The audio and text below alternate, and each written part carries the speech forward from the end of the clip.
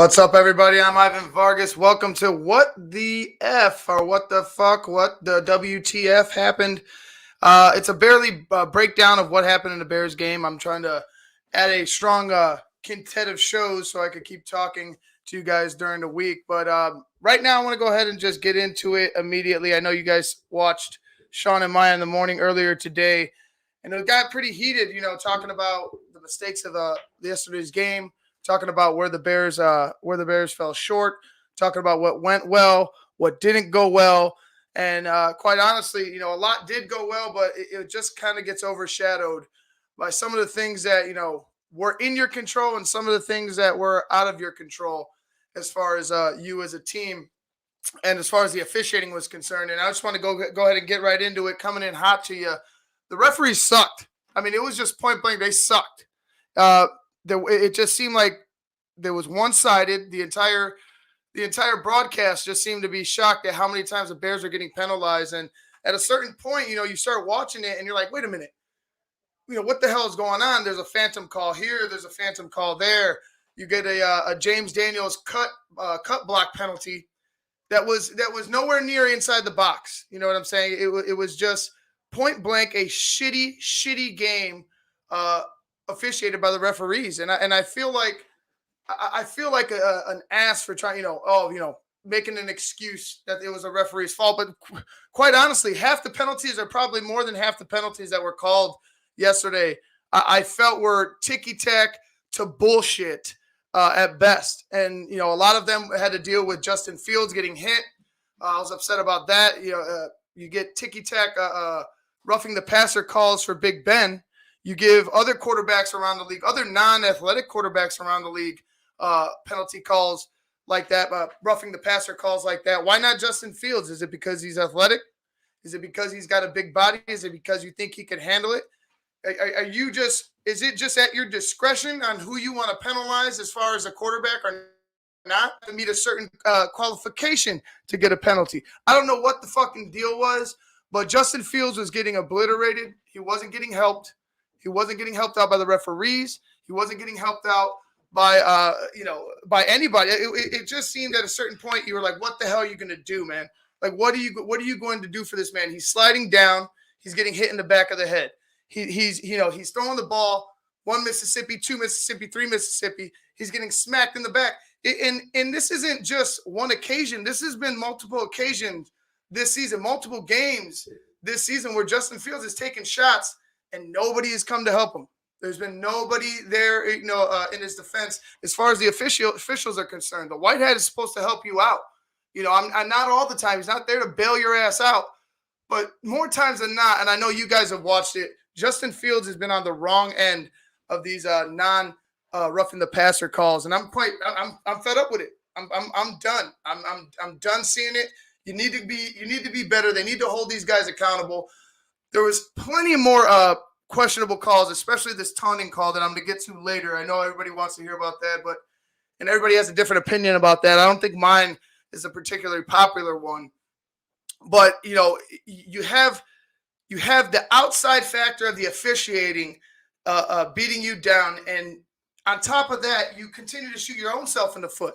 You cannot put blame on Robert Quinn for false starts in big time situations in the fourth quarter, big time situations that continued drives in one instance. It was just, it's been a staple of Matt Nagy, and he has a lot of these tags put on him and his regime so far as the Chicago Bears head coach. And one of them is undisciplined.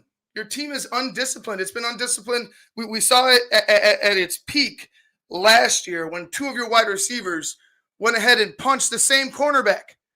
Two separate occasions, one in the regular season, one in the postseason, but the same guy doing the same stupid shit. So for me, it just goes to show you that this team, regardless of whether you don't like the taunting calls, you think some of the calls are bullshit or ticky-tack, some of this falls on the undisciplined, the unprepared, undisciplined team that Matt Nagy has put on the football field. That's just point blank. You got to be better. You have to be better. And as far as Matt Nagy's concerned, I know there's there's a lot of people that don't like how questions are asked in the post game, and I'm one of them. I think some of them need to be some of the guys in there need to be either removed or they need to start asking tougher questions, because it just seems to me like especially in away games, they're not as hard as they are at home. For some reason this year, it's just, to me, that's how it seems. But regardless of that, you need to ask Matt Nagy point blank, Coach, why doesn't your team score touchdowns? Coach, why isn't your team disciplined enough to know in a situation like they had in the fourth quarter before allowing the drive to continue, when you have back-to-back Robert Quinn false starts? Why isn't your team able to listen? Why isn't your team able to tighten up and become disciplined enough to not have that happen to them? Why are there so many personal foul penalties being called on this team? It all falls down to the head coach, and and I don't want to make this a Matt Nagy beatdown show, even though we can easily do that. But it's just, Coach, you're soft. You're soft. Even when you did get asked questions, and you don't have to go ahead and berate Tony Correnti, even though he deserves it, even though he probably deserves to be fined and cussed out. You don't have to do all that, but you should address the egregious penalties that were being called in the game, and it just wasn't there. He didn't want to comment on one of them. I think that was it. It was hard to hear them, but I think that question that he didn't want to comment on was a question about officiating. But nonetheless, it was egregious, and you need to be able to go ahead and step up and speak up for your team, even if you're going to get fined, even if you think you're in the wrong. You need to be able to, after a tough loss like that, and I think this was the toughest loss of the season so far for the Bears, at least for me as a fan, because it just seemed like everything went wrong, and then you saw everything go right, and what could be with this young quarterback, and what could be if you run it right. But then you go ahead and you have shit like this happens, and it reminds you, like being undisciplined, a turnover. Even though Justin played his ass off, that turnover was huge. Settling for field goals, things like this. Being a soft football team is just kind of what Matt Nagy has brought to Chicago ever since he's gotten here. And I'm done with it. I'm done with it. I don't want to see it. I know his time is up. If you watch him in the press conference, if you watch him in the post games, ever since he came back from COVID, and you might say, oh, it might be COVID fatigue, but I doubt it's COVID fatigue. He looks beat. Armando said it. He's saying it right here. It looks like it's done. It looks like it's done. It looks like he's just running out of words to say, shockingly. And he has no answer. He has no answer at why his team can't score touchdowns. He has no answer to why his team is undisciplined. He has no answer for anything. He's still looking for the whys in his fifth year. Still looking for the whys in his fifth year. That doesn't get the job done in any big market, but that's definitely not getting the job done here in Chicago, a city who desperately wants their Bears back as a Super Bowl champion, let alone Super Bowl contenders. I mean, they want a championship. They want multiple championships here. I want championships here. But it's not going to be with this guy. It's not going to be with this coaching regime. It's just not going to get done. Some of the issues on offense as we come up from the Coming In Hot segment, some of my issues on offense, and we're going to go ahead and actually just jump some of those. The biggest one for me is the red zone issues. Why can't you put the ball in the end zone? You had two drives in particular. You're down 14 points right away. You had that. You had the bad. Let me see if I could pull this up. You had the bad interception on your third drive. You go down 14 points quickly.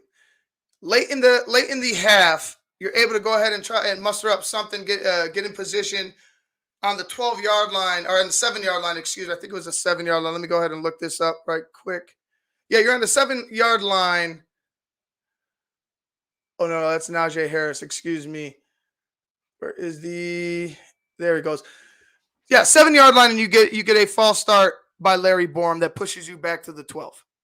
And then you settle for then you have an incomplete pass by Justin, still on the 12, and you settle for a 30-yard field goal. And then in the next quarter,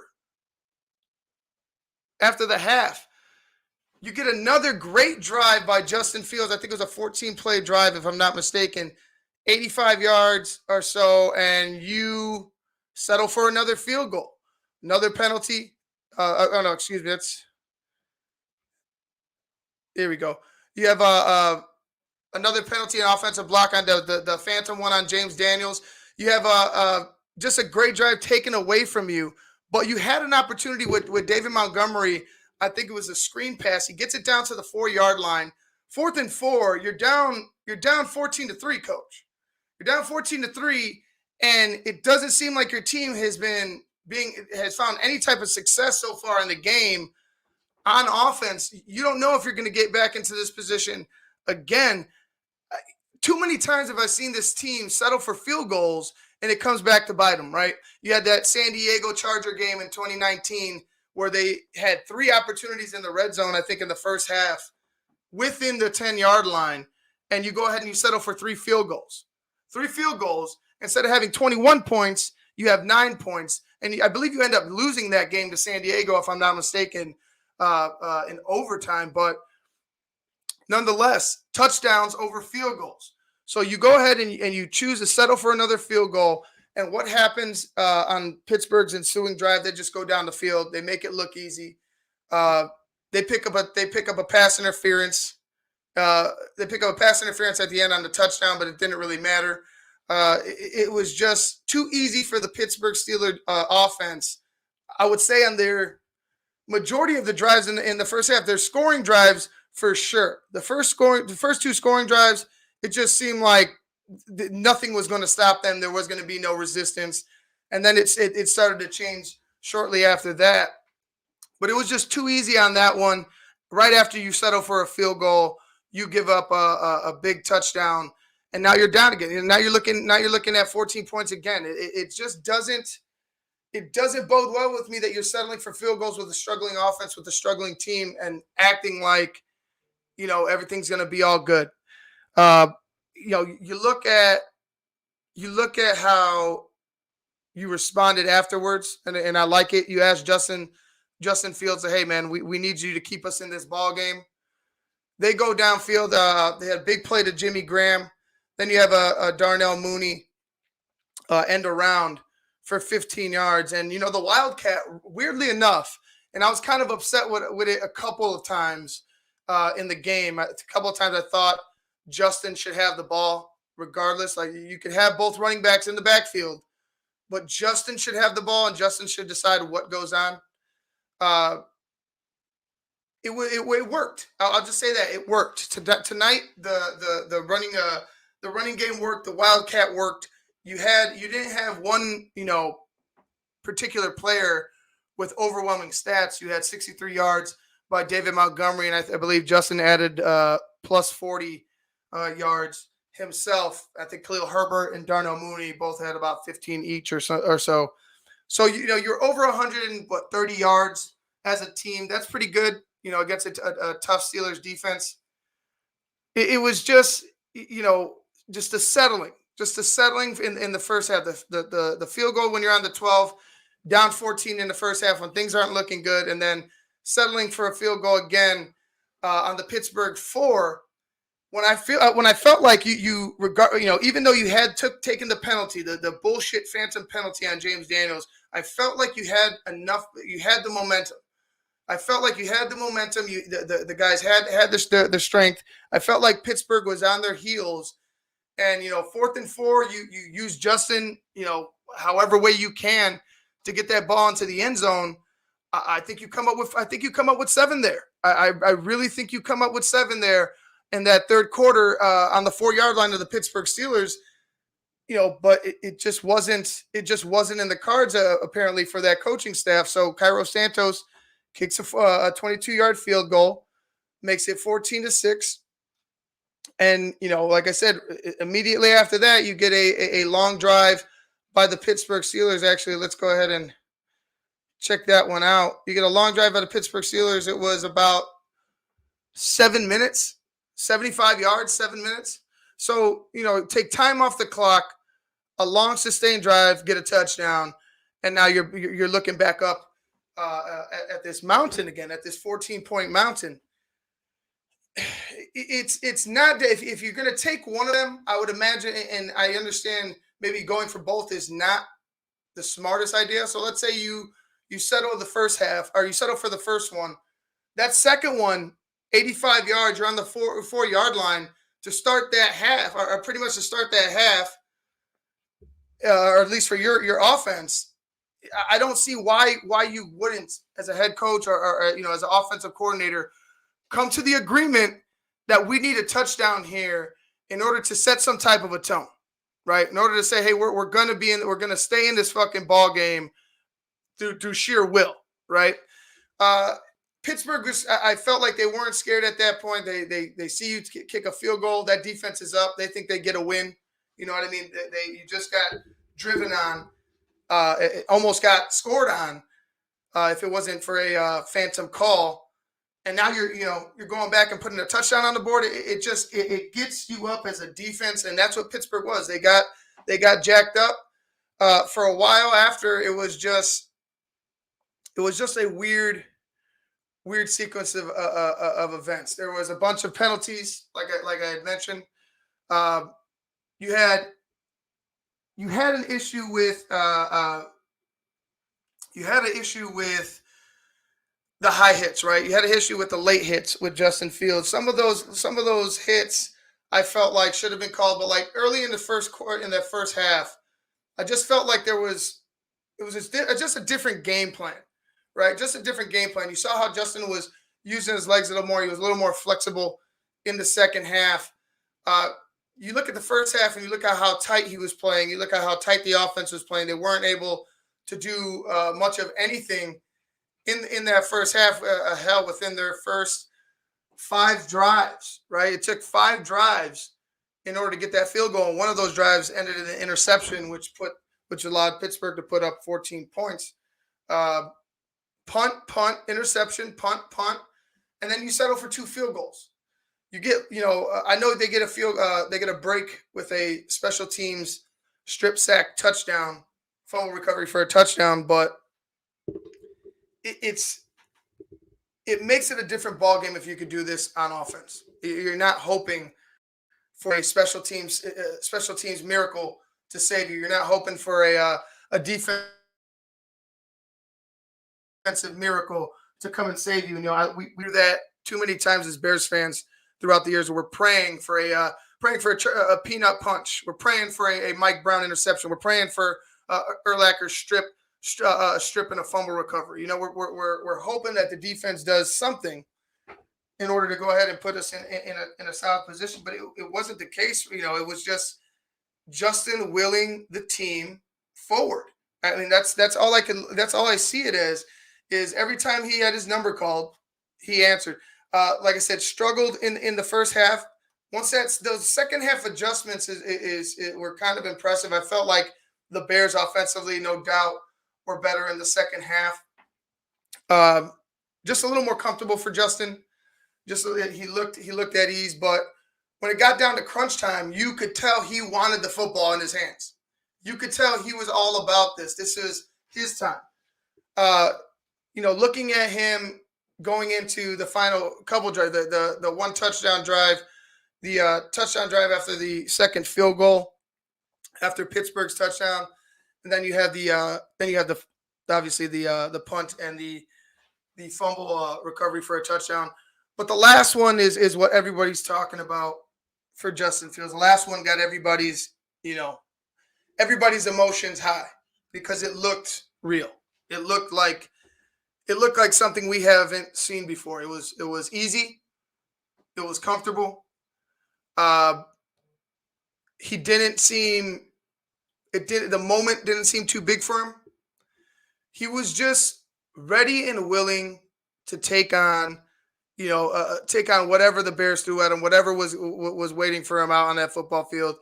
He was going to try to will this team to a victory. He comes up short because, like I said, you shoot yourself in the foot too many times. You could call it BS calls, and a lot of them were. But if there's no moral victories and all that matters are W's, I don't know how to look at this game because all I see is a W with Justin Fields because I feel like the Chicago Bears have found their guy. I feel like everything that he did this past game, everything that he did the game before that, everything that he's done since he got into since he got the start. Even Cleveland, terrible game for Justin Fields, but it wasn't what we're seeing now. And that's all we've been talking about is the progression of Justin Fields. That's all that matters here right now for the Chicago Bears is how does he progress? How does he look in the huddle? How does he look controlling the huddle? How does he look handling the offense and handling his coaches? And so far, so freaking good from Justin Fields, in my opinion. I couldn't be more happy with how he performed yesterday. I could do without the interception. Maybe the interception, if we take that interception off and he actually has that drive to work with, maybe we get a field goal. Maybe he puts it in the end zone. Who knows? Maybe they score a touchdown in the first half. You're never going to find out because he makes that mistake. It was actually really just a good play by Cam Hayward to jump into the throwing lane, get both hands up, and just kind of putting some Velcro on his belly and hoping the ball stuck, which it did. Just a great overall game by Justin Fields. It's hard looking at it. One of the toughest losses I think I've had to go through as a Bears fan, watching the team in some bleak season, some horrible offenses. This was, even the double doink, all that. This one was just like, damn it. Everything looked right. The comeback, Justin. You had everything set, building up for the perfect moment. I guess the watershed moment as a franchise for the Bears. You added Justin Fields. He's starting now. That you didn't expect him to start right away, but now he's starting. He's starting to. He had his best game last week, and now in this week he's even better, and he's leading you down the field in the fourth quarter against Big Ben and the Steelers in Pittsburgh on Monday Night Football, and you're sitting there and your heart is pumping. You're all you're excited. Maybe you got the family with you. Maybe it's just you by yourself or your wife, whoever. And you see it happen, and you're just like, wow, this is it. Wow, this is it. Like this is what we've been waiting for. This is the character-wise, athletically, leadership-wise, just all the qualities that you could want in your leader, in your quarterback, in your franchise player. Justin Fields embodies that. He really does. He embodies all of those qualities. You saw it on that final drive. You saw it when he was ready. You saw it when he was ready to go. As soon as they got the stop, or as soon as they allowed that field goal, you saw it. He was up and ready, smiling, pumped, ready to go. Nothing phases this kid. Absolutely nothing. Even, like I said, even after that Pittsburgh, the Cleveland Browns game, even after the Bucks game, showing up in pads to the post-game press conference, ready to ask questions, ready to answer whatever you got. Whatever you have, he's ready to answer, and I can't get enough. I'm excited to see what he does against Baltimore. I'm excited to see what he does for the rest of the season. Playoffs is not in the cards, I believe, for this team. I just don't see it this year. I don't believe in this coaching staff. I believe in the potential of this team as far as most of the players on the roster. There's a few guys where I just can't see sticking with this team. I can't see really contributing in the future on this team. And quite honestly, I mean, that's the name of the game. That's what it is. It's either you perform or you go ahead and you try out with somebody else. You move on. Most of these guys will be back. A lot of guys probably won't. But knowing that we have Justin Fields, knowing that what we saw last night, what we saw against the Niners, what we saw last night in the loss against the Pittsburgh Steelers on Monday Night Football, a tough defense. TJ Watt on one side, you got Cam Hayward on that offensive line, Mika Fitzpatrick. What we saw was a coming out party, even though it was in a loss. It was Justin Fields putting his stamp on, saying he belongs. And I had mentioned it last week. What happens with Justin Fields? I was excited to see what he does under the lights when the spotlight's on him on national television. And, other than the slow start, and typically the Bears start off slow, it was everything I could ask for. Everything I could ask for except for the win. And that's just going to have to – you're just going to have to take that as a Bears fan this year. You're just going to have to accept it. We will deal with the losses. We will deal with the growing pains. But look for the progression. The offensive line played well. I thought Larry Borom was excellent against T.J. Watt. T.J. Watt did have 3 sacks, but he has 3 sacks against a scrambling quarterback. And a couple of those sacks, Justin was running for his life. Well, not really running for his life. He was scrambling. He was trying to escape, evade pressure. T.J. Watt just kind of ran into him. It is what it is, but top to bottom, I would say from whistle to whistle, Larry Borom played one hell of a game at right tackle for the Chicago Bears. I'm excited to see what he does the rest of the season. I'm glad he's back. I know Tevin Jenkins is his return is still kind of up in the air. I know he's been stretching and working out, so I know they got some type of a time frame for him to return. I don't know whether it's going to be this year or not, but just a great game by Larry Borom, a great game by him. He was, when your name's not called as an offensive lineman, you're probably having a good day. You're probably having a really good day. And if it is called, maybe it's being called because you're pancaking some fool, or you're going down and cracking down on a linebacker on a run. But Larry Borom was just solid yesterday. I have no complaints for Larry Borom. I'm actually elated that he's back and he's playing right tackle. I feel like he's going to be there for a long, long time. If not, maybe he ends up on the other side if Tevin Jenkins isn't a fit over there at left tackle. Another guy who had a great game, Cole Kmet. Finally, Cole Kmet, you had a great game. I had Cole as my spotlight guy, and excuse me while I go ahead and try to open this phone. I had him as my spotlight guy yesterday. A big drop in that Niners game in the end zone. I felt like, he was getting held a little bit, but I'm not going to go ahead and sit here and make excuses for this team anymore. Like I had mentioned yesterday, you need to come down with the football. Playmakers need to make plays. That's what you do. That's why you get the name. Playmakers need to make plays. Cole Kmet was making plays yesterday, and I was impressed. I was happy. It was dark plays. It was deep plays.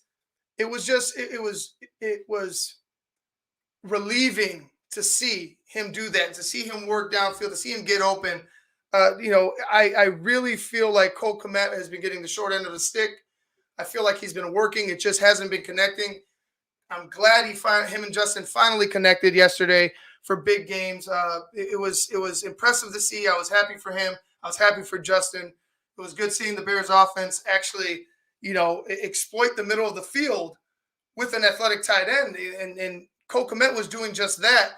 They found him on the outside for one deep, the first deep play of the game, the first big play of the game for the Chicago Bears. But also, like I said, majority of the time they were attacking that middle with Cole Kmet. They were attacking the middle with a couple of the receivers as well. And, just impressed on how he handled himself, even getting dogged out, being called out by everybody, not being able to pull in big passes in big situations from Justin Fields. I'm just happy that Cole Kmet got off the snide and he was looking good yesterday. All right, we're going to go over to the defense. I was happy about the effort after the second touchdown. After that second touchdown, and honestly, they were working with a short field, so I want to put the blame on them. And let me go ahead and answer this question: is Herbert going to be the number 2, and will he see the field again? I think Herbert's slotted at number 2 for the rest of the season. You got Damian Williams out with a knee. Damian Williams is all right back. He hasn't been doing too much this season. He did take a year off, so maybe there's some rust similar to what Eddie Goldman is dealing with. But I feel like Khalil Herbert is your number 2 moving forward. You got David Montgomery as the hammer. You got another little. You got the little hammer in Khalil Herbert. Both guys just really complement each other really well. It's almost like having the same back in the backfield, slightly different styles, but it's almost like having the same guy in the backfield. Khalil Herbert, to me, 6th-round draft pick. Running backs come by the dozen, a dime a dozen, excuse me. But I looking at how he's performed, watching him in training camp, and I had mentioned it in training camp. He was one of my favorites. Just one cut, boom, explode through the hole. Don't take any bullshit. Get the yards, go forward. Not necessarily east and west, and that's the guy I like. He recognizes the hole. He gets through the hole with explosiveness, and you've seen it so far. When David was out, Khalil was doing his job. He was doing his thing. Now that David's back, I would expect obviously the load to be less. Although I want them to stay with the two back set. I want them to stay Justin, David, Khalil. You could go ahead and put one out, wide. You could put 2 out wide, bring 1 back. You could do so many things with both of them in the backfield, and you still have to be honest with the run. You still have to be true to staying in your lanes. It's just you give your quarterback another option. You give the defense another thing to think about, and I feel like Khalil Herbert, just a pleasant surprise to the Chicago Bears, definitely going to be the number 2 moving forward. Now, going over to defense, effort was there. Effort was there after that second one. Like I said, I don't blame them for being put in bad field position. Backs are against the wall immediately. It seemed like Bears you get a touchdown, an easy touchdown from Najee Harris. You get the pick, and then all of a sudden you're in prime field position. After that, the effort was there. Robert Quinn was playing a hell of a game. Even though he had those penalties, he was playing a hell of a game. I like Houston Carson. I really do. I like Roquan Smith. Obviously, he's just kind of all-world everywhere. Eddie Goldman still needs to give me some more effort. Bilal Nichols still needs to give me more. There wasn't enough pressure up the middle. I know I believe Akeem went out in the game, but there wasn't enough pressure up the middle for me. Ben is a guy, when you get pressure in his face, he's going to panic. He's going to bring that ball down.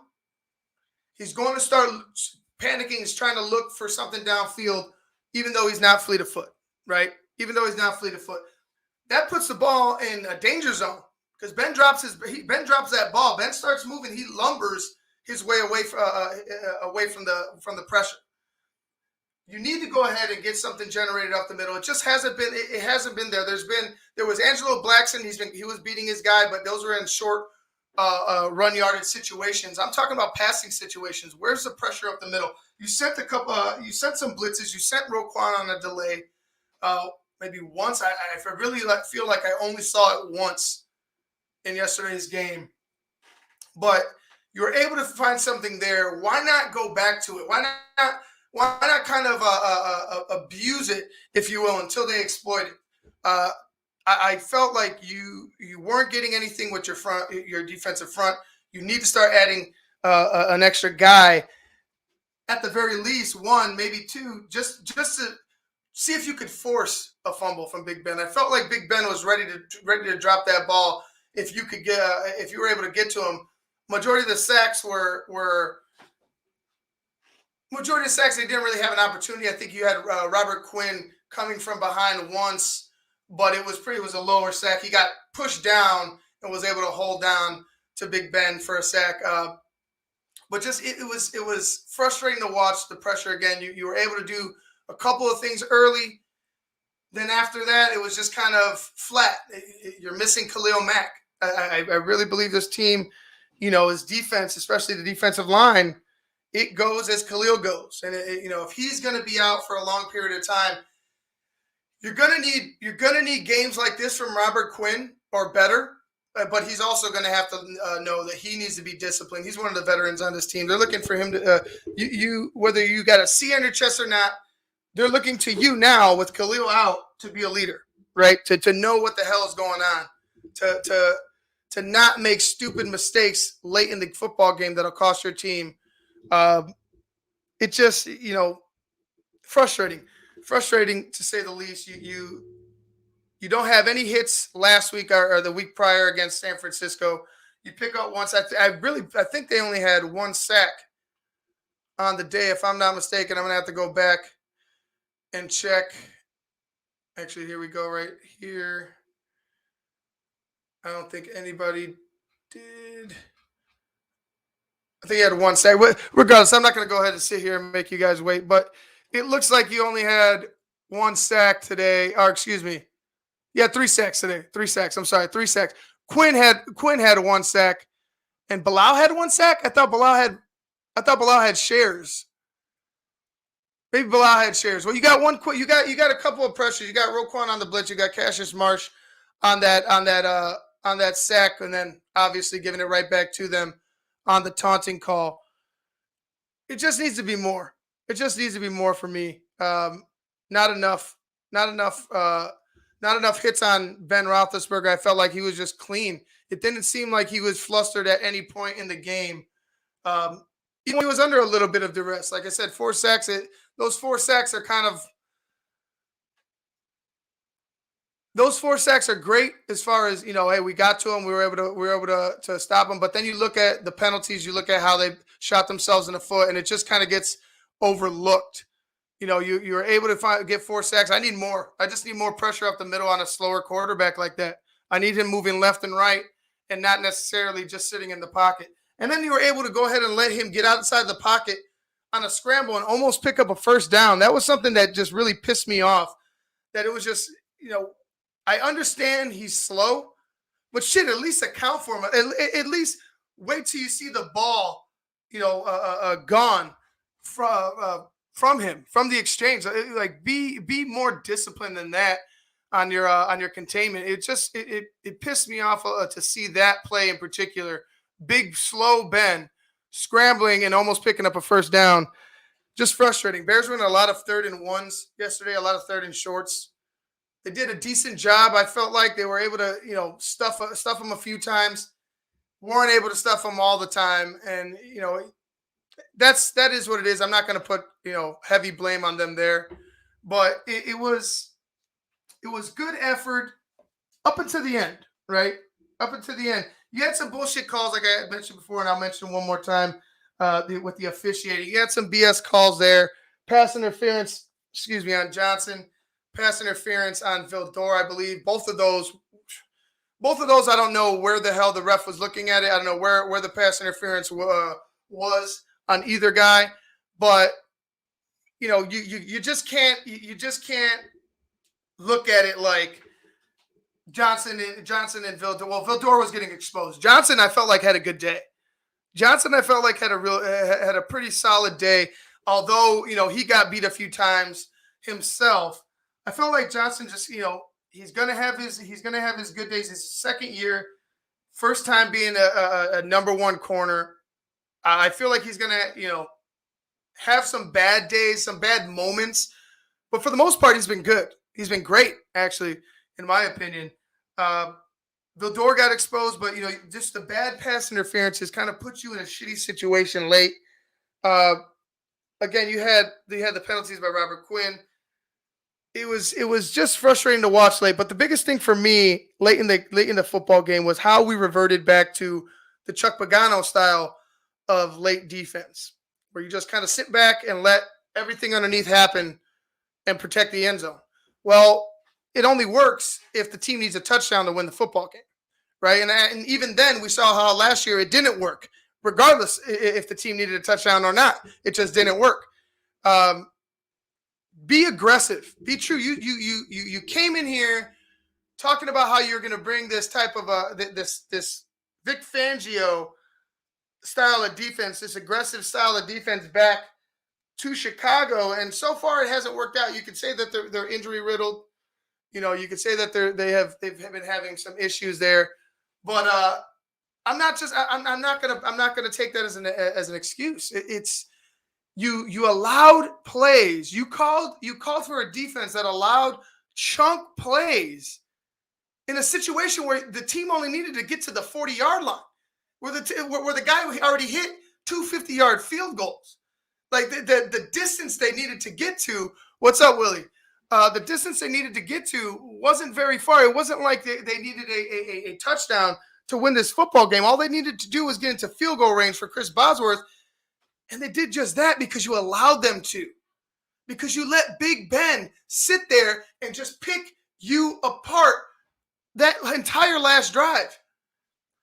Don't come up like it's been said by me. I believe Sean Desai has some Nagy to him. I believe Sean Desai can say all the right things, well-spoken, educated, smart dude. Seems like he loves his players. But are you making the right calls? Are you making the right call? Are you feeding us? Are you feeding us all the good shell, all the words, all the what's it called? The hot words? Are you just giving us? Are you just giving us lip service, or are you going to stay true to what you told us at the beginning of the year? You're going to get back to this Vic Fangio style of downhill type of aggressive style of defense. I haven't seen it. Chalk it up to injuries or what have you, but majority of the starters on that defensive line and a lot of the guys in the secondary really haven't been answering the call this year. They really haven't been impressive this year. Eddie Jackson, Sean Gibson, even though Sean Gibson is almost like he's just like a stopgap until you can figure something out there. You know, Eddie Jackson, Bilal, Eddie Goldman, those guys right there, those guys are guys that are key to what happens with this defense. And they're not performing. And on top of that, you know, you're not willing to, which I can understand. You know, there's more than one way to coach a football team. There's more than one way to coach, period. You don't have to be a jagoff. You don't have to be, you know, constantly berating your players. But when shit hits the fan, hey, I am not against putting a boot to somebody's ass and letting them know you're on the fucking hot seat. I think a little of that will go a long way with this football team. Just a little toughness, a little more, hey, what the fuck are you going to do today for this football team? And not necessarily like, hey, man, we had a great relationship. Regardless of if you're, you know, screwing up on the field or not, we're going to keep going to you because politics, you know, because he's your boy. He's one of your favorites. Like, I don't. We've seen that before, the favoritism with Matt Nagy. So I wouldn't put it past him. But with Sean Desai, don't come in here beating your chest, similar to how Matt Nagy came in here, talking about how you're going to be aggressive on defense. You're going to get all these turnovers, and your defense isn't disciplined enough to even stay in the neutral zone, stay out of the neutral zone. Your defense can't find turnovers right now. They had a big game with the Cincinnati Bengals where they had 4, and then it's been kind of bleak ever since. I mean, they got one here, a couple. I think you had a couple 2 games after that, but you know it hasn't been this boom of turnovers. You haven't had you had gotten pressure. You're getting a lot more pressure, but the pressure isn't equaling out the turnovers. But you know, I don't want to hear lip service anymore with this team. Whether Sean Desai stays with this team or not after next season. And I hope, quite honestly, I wish him the best. I hope nobody's here. I hope not a soul from this coaching staff, from this regime, is here left at Hallis Hall when it's all said and done after this season. I don't wish for the Bears to lose. I hope the Bears win. I hope they win with Justin Fields. I hope Justin Fields wins. I hope he progresses. But I don't want this regime back. You don't want this regime back. We don't want this regime back. We understand what we have with Justin Fields. I think that's evident. I really do. But when you go ahead and you put Matt Nagy's resume through 4 or 5 seasons, 4.5. We have 4.5, 4 seasons, whatever. You trust him? Fuck no. Fuck no. You have Justin Fields having his best game last week. You have Justin Fields having an even better game this week. And you just, like I said, you just kind of wonder what was going on in that first half. Why were we so slow? Why were things kind of sputtering in that first half? And then all of a sudden you see a fully go type of approach with Justin Fields, and you find success. Why was that? Collaboration. Like I said, it's not going to be a berate Matt Nagy show, but collaboration, right? I feel like it's not the specific play, but it is the formation. It's pretty much coercing you, or Bill Lazor, to call a specific play or a specific set of plays. I almost feel like that's the case. They work on this game plan all week together. You know, I'm sure Matt Nagy spends a lot of his time in the offensive meetings.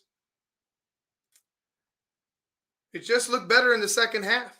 It really did. It looked better in the second half. Justin looked comfortable. He looked like he did against San Francisco.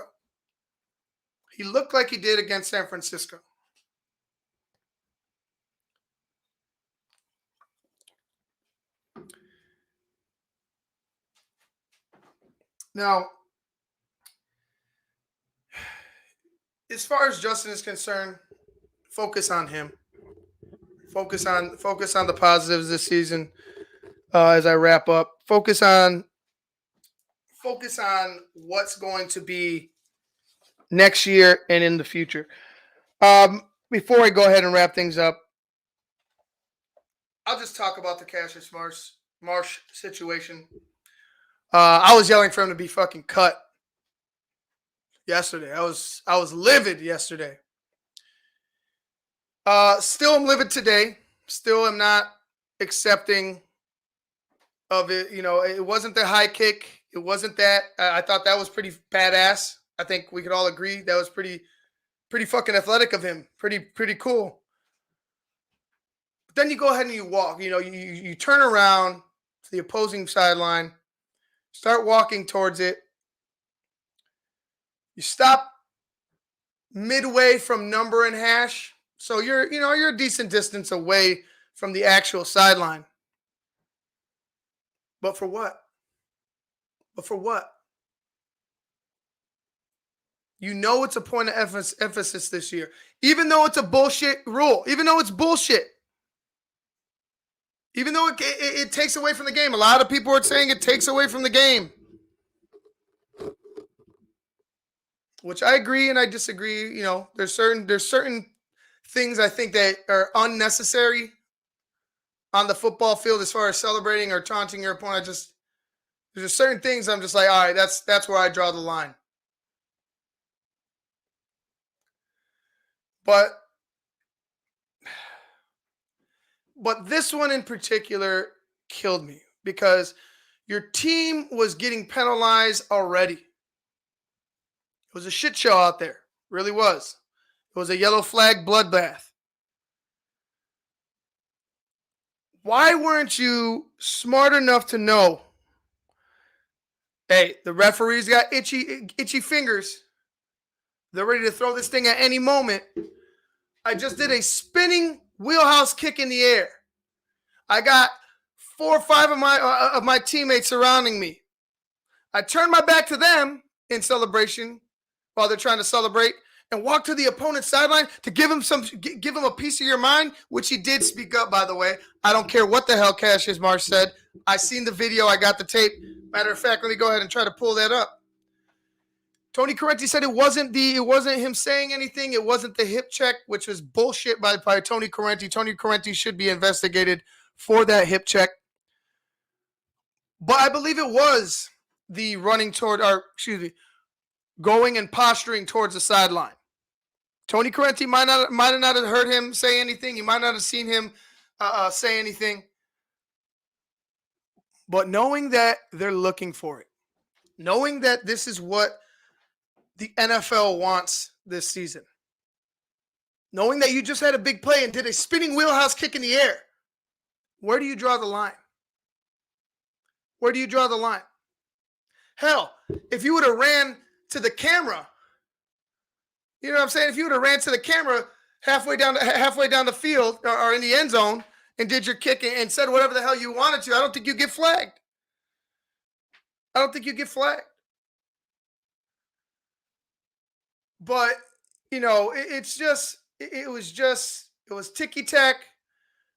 But as a player in that situation with your team down away on Monday Night Football in a hostile crowd, with a hostile territory, hostile crowd,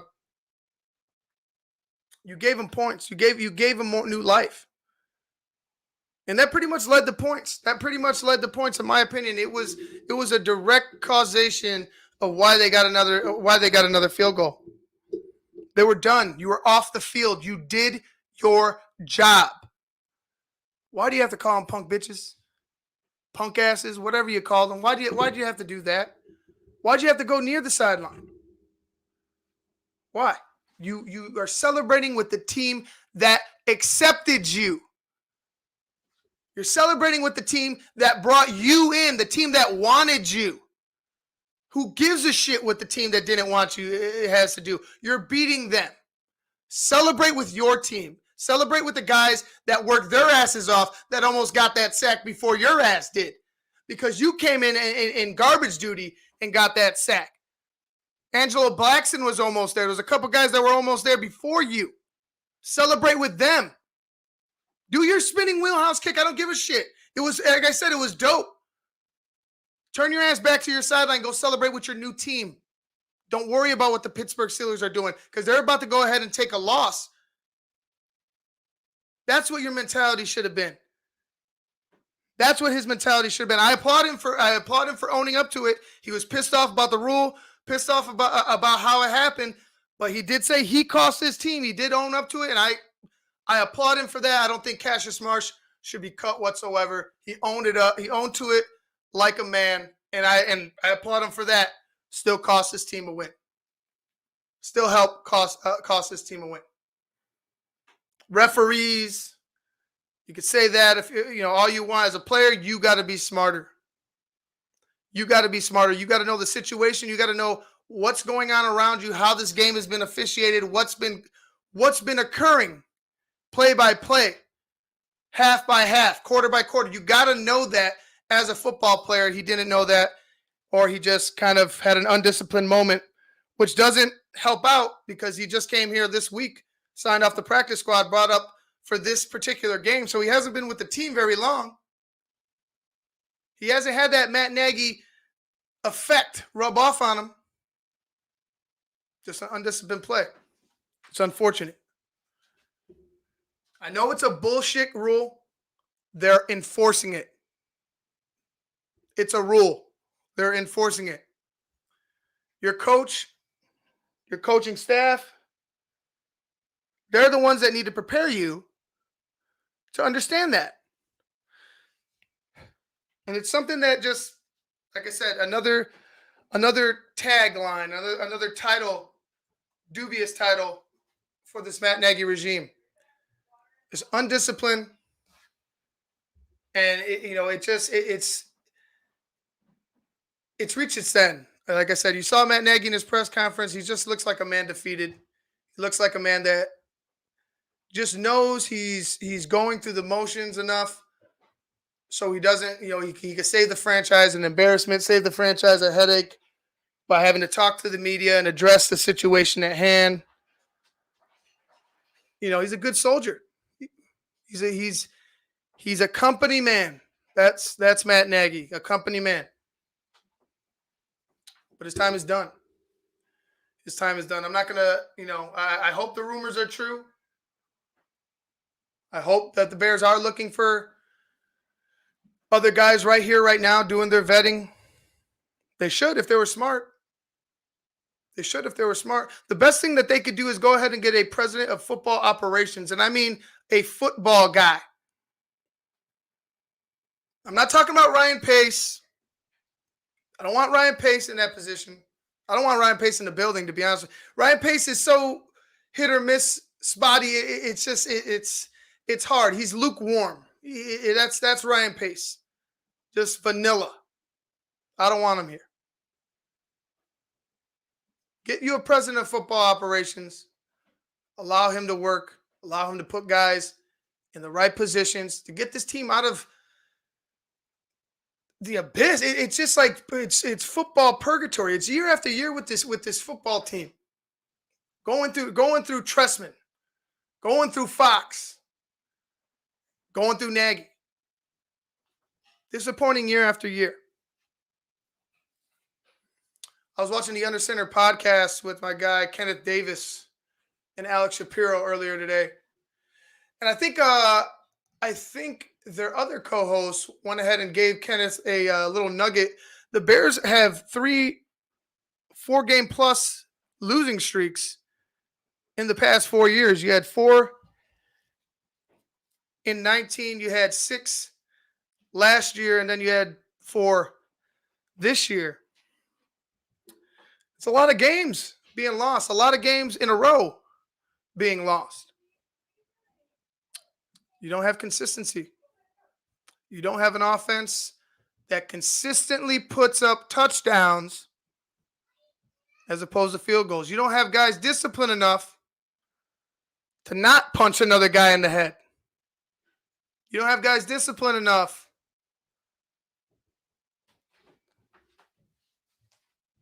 You just don't have guys disciplined enough.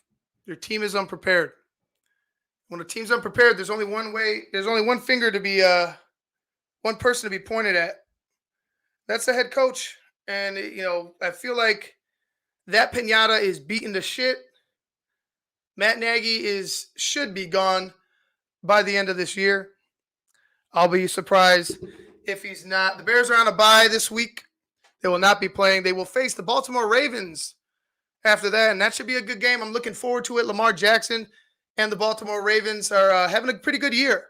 Lamar's having a kind of a transition year. It's really impressive to see. He, on the ground and through the air. I think he's top 10 in rushing, but he's doing a decent job through the air, even with the receivers that he has. And I know he has Hollywood Brown, who's kind of emerging as a quality target this season. He has a Mark Andrews who he trusts and he relies upon. Then you kind of have this jumbled mix of running backs, misfit toys, I like to call them. The Ravens are doing pretty well. Are the Bears going to come out with the same intensity that they had on defense? Are they going to come out flat and then have to wake up? Because I feel like Lamar and them will run your ass over. I feel like if you come out flat against the Ravens, they're going to run your ass over. So how are you going to come out, Sean Desai? How's your defense going to respond? Offensively, how are you going to respond? You saw what works. You saw what you're starting to see what Justin's comfortable with. You're starting to see a connection being built between him and other receivers other than Darnell Mooney and Jesper Horsted and Jesse James. You're starting to see some positives. Focus on the positives. The negatives will cancel themselves out. Focus on Justin Fields' progression. Focus on how you continue to mold this offensive line. Focus on Larry Borum, Khalil Herbert. Focus on the guys that you expect to be here in the future. The guys that are going to be on the next Chicago Bears Super Bowl team. Focus on those guys. Try to find them. Because that guy's going to be there when it happens. All right, guys, I'm going to get out of here. It's been fun. I won't be doing this on Tuesdays at this time all the time. It'll probably be on a Monday. It'll probably be more on Mondays since the Bears play on Sunday. So it'll probably be in the afternoon. I'm not quite sure what time I want to set it for, but I will let you know as soon as I know that. You'll see me pop up. You'll see it being posted. All right, guys. Until next time. Peace.